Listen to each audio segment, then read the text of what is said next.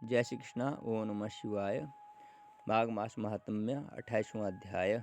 सारस ने कहा, हे बानर, तेरा प्रश्न न्याय संगत है।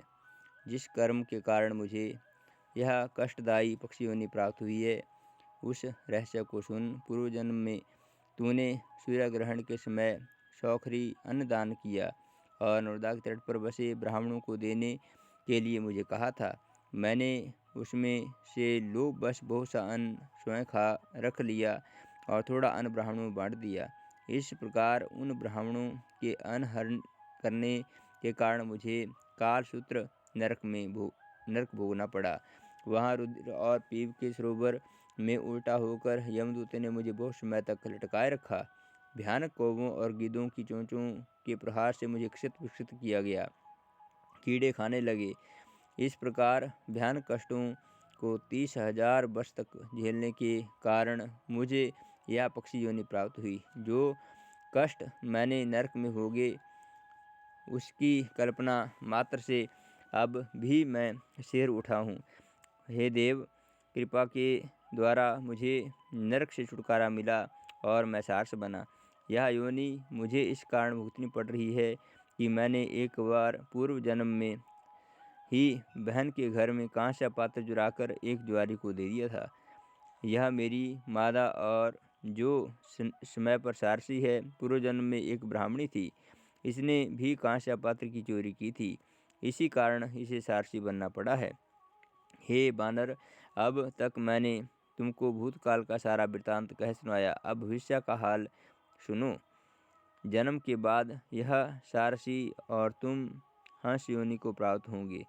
उस योनि को पूर्ण करने के पश्चात ही तुम्हारा हम सभी का महादुर्लभ मानव योनि हमें प्राप्त होगी।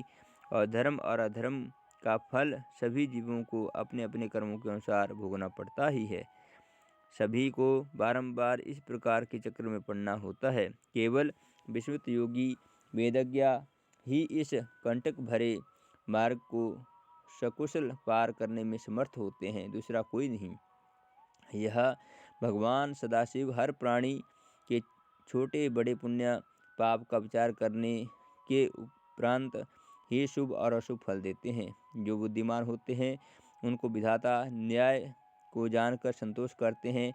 कोई भी प्राणी उपाय एवं बुद्धि के द्वारा अपने कर्मों का फल अदल बदल नहीं कर सकता। तुम स्वयं अपने ही को देख लो। पहले राजा थे, फिर नरक भोगा, अब बानर हो गए, आगे हंस और फिर मनुष्य बनोगे।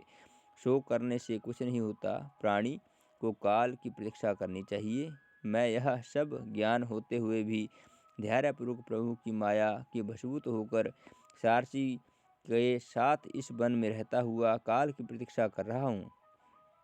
तुम भी वही करो। बानर बोला, हे ज्ञानी, तुम्हारे कर्म उत्तम हैं, जो तुम्हें पूर्व जन्म की स्मृतियों में शेष हैं और भविष्य को जानते हो। मैं बारंबार तुमको नमस्कार करता हूँ। तुम्हारे कथन के द्वारा मेरा अज्ञान नष्ट हो गया। तुम भी कल्याणपूर्वक इस वन में सारसी के साथ निवास करो। प्रेत ने कहा कि हे विप्र, सारस के इन वचनों को सुनकर मैंने नदी के तट पर सुना था और उनके वचनों को सुनकर मुझे ज्ञान उपजा और मेरे शोक का नाश हुआ।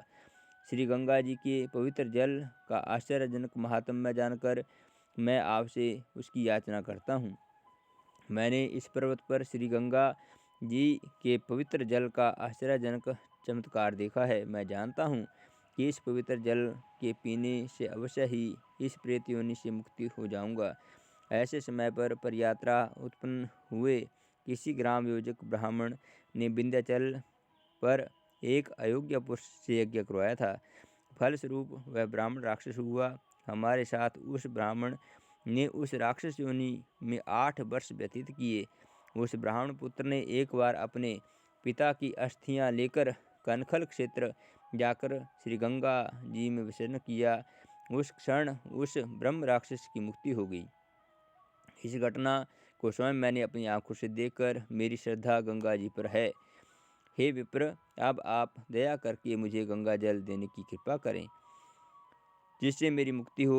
प्रेत की बातों को सुनकर पथिक विचार करने लगा कि संसार में समस्त जीव निसंदेह अपने पाप और पुण्य का उपभोग करते हैं। किसी रूप में सभी योनियों में रहते हुए जीव अपने किए हुए फल का अवश्य भोग करता है। वे जीव धन्य हैं जो इस कर्म में न्यायपूर्वक धन का संचय करके उसे दूसरों को दान करते हैं। दान ही के प्रभाव से प्राणियों को इस संसार में समस्त भोग पदार्थ प्राप्त होते हैं। प्रेत ने कहा कि हे विप्र, मैं गंगा जल के लिए विकल हूँ, आप अधिक देर ना करें, शीघ्र ही मुझे गंगा जल दें ताकि मैं इस प्रेत योनि से मुक्त हो जाऊं। तब पथिक बोला कि हे प्रेत, भृगु क्षेत्र में मेरे माता पिता रह रहे हैं, उन्हीं के लिए त्रिवेणी का पवित्र जल लाया था। मार्ग में तुम इस जल की याचना कर रहे हो।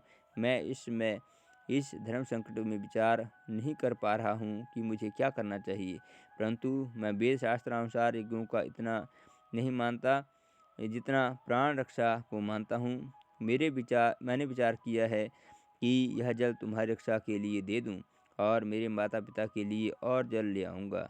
ऋषि जनों का कथन है कि परोपकार से बड़ा कोई धर्म नहीं है।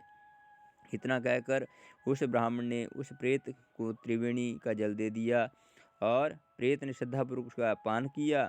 उस जल के प्रभाव से तुरंत प्रेत योनि से मुक्त होकर दिव्यादेह को प्राप्त हो गया।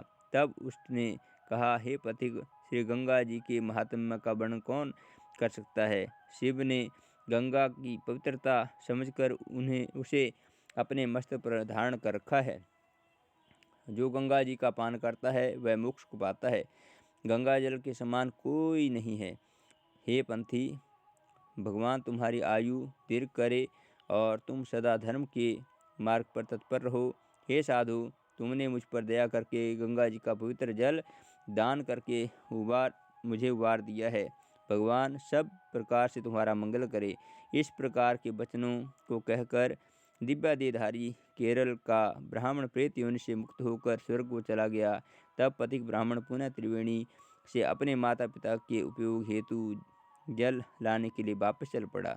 देवदूती से प्रयाग इस पुनीत महात्मा को सुनकर पिशाच माघ मास के लिए त्रिवेणी की ओर चला गया। वहाँ स्नान करके वह द्रविड़ राज्य का राजा उस पाप योनि से मुक्त होकर फिर स्वर्ग को चला गया। आप हमारे इस चैनल को अवश्य सब्सक्राइब करें, अपने मित्र परिजनों के साथ शेयर करें ताकि सनातन धर्म से जुड़ी और उचित जानकारी लेकर हम आपके समक्ष आते रहें। जय श्री कृष्णा, हरिओम।